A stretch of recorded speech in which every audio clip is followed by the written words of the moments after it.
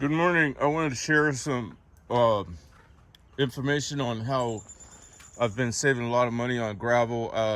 I brought in 7,000 pounds the other day, well, yesterday actually, and after I skip loaded it with the mini skid and did the drop spreading where you lift the bucket high and then feather it, it was looking like that I wasn't going to have nearly enough. So and this has been the case several times, otherwise I wouldn't share this because I don't like to share something that's just a perspective or whatever.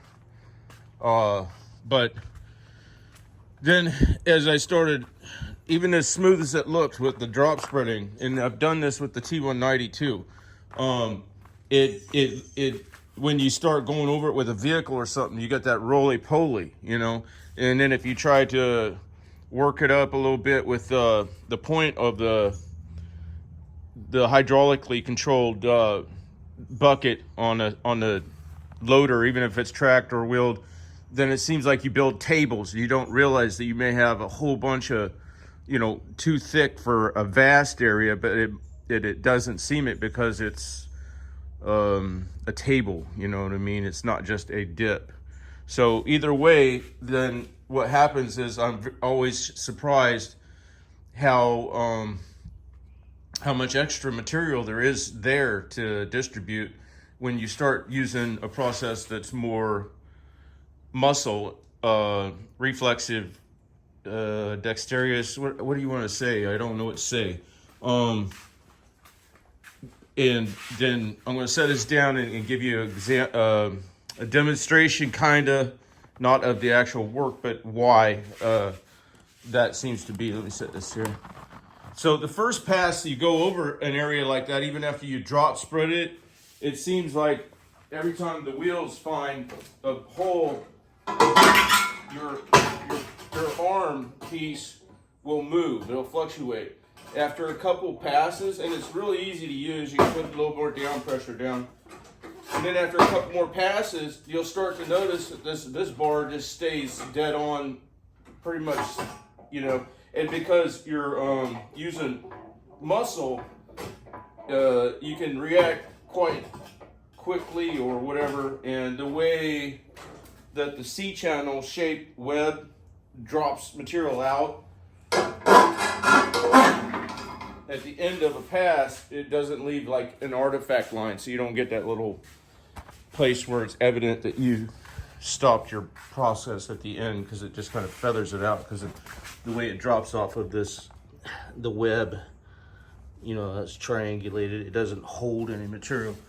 So you don't hardly ever see on sand or anything, which sand will display that really bad. Really easy to build these. Of course, you shouldn't modify your mower, but if you do, make sure that you have something to keep it from rolling under, because if you happen to be standing on the blade and it rolls under on you, it can trap and pinch and break your foot, which I learned that the hard way.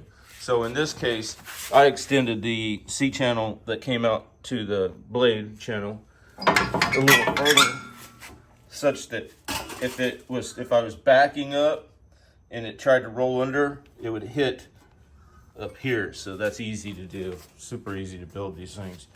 I have another one actually that's made for this machine, but before this machine got the taller tires. So once this machine got the 16-inch front tires and the 24, I think it is, backs, then it no longer could.